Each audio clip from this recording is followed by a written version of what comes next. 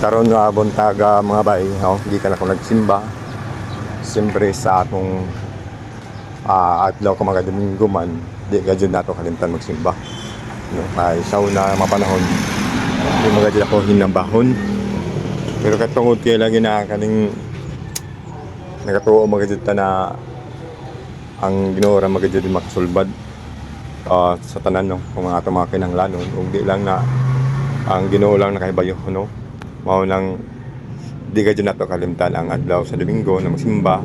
Hindi mga pa sa buntag, aduna ambon sa hapon. So karon kay siyempre nagsimba man ta karon mga adlaw, ug di lang karon mga adlaw, sa mga sulod na mga adlaw kinahanglan ato ipakita na kita maayo.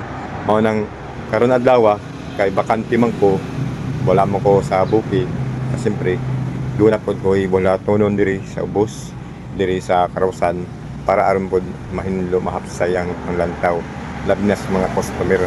Mao nang karon adlaw magtrabaho ko para lang sa dili sa ako kundi para pod sa kamayuhan diri sa among Karawsan dinhi sa Alegria mismo. Yung guys, ready na yung labunong ko sana, kaso walay awas diri kay murag schedule sa pagpanghindo di sa bukid. Karon kay wala may labunon, di manglimpyo na lang siguro anay ko dito na side para mahindo pod mo, para di pod sakit sa mata kay murag madugay sakit naman sa mata god.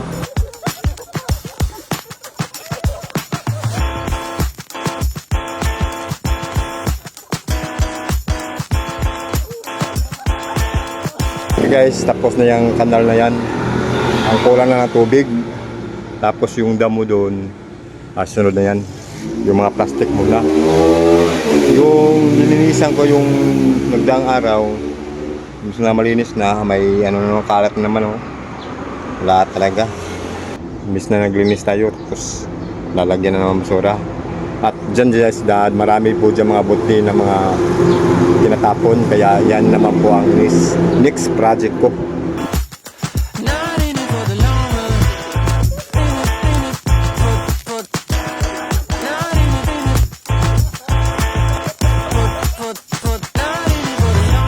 Yun guys, nalinis ko na dyan sa kapila. Yung paglinis ko parang hindi 100%, parang 80% lang, pero okay lang. Okay ra, no, kaya at least nagpakuha ng mga hugaw.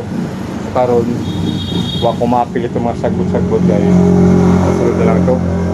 Mga akong buhaton na lang karon na kay napamay din hinduan na diri. Manghinduan ako diri na sa IT para di kayo sakit sa mata, no, kung naya mga customer. Lisod kayo, no.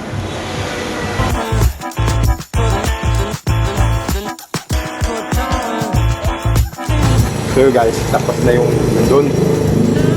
Dito na lang, pero kaso lang wala pang tubig, no. Mag-aantay muna ako ng tubig. Tapos walang nagpapakarwas dahil walang tubig din, no. Kaya ang aantayin ko na lang dito ngayon ay mag-aantay lang na mawagas ang tubig para na yung karwasan pag na doon. So karon at least ang 100% na hugaw nakuha na ng 40%, no, para at least bali dili po dahil kayo tanawon sa paglantaw sa mga customer. Ayun guys, ay ting paniud to na, no, alas 12 na kapin. Wala pa yung nagpakarwas kaya wala man si bagas. So tara mga unta.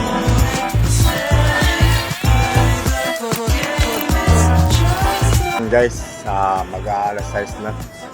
Tapos wala agad mo agas, no, bago pa ko makamata to. Walay agas, walay nagpakarwas, walay tubig, wala makapanglaba, wala makapanghugas ng plato, ug matik na huway dito. Pero sa ano maganda. So hanggang dito lang muna yung video ko guys. Maraming salamat sa panonood.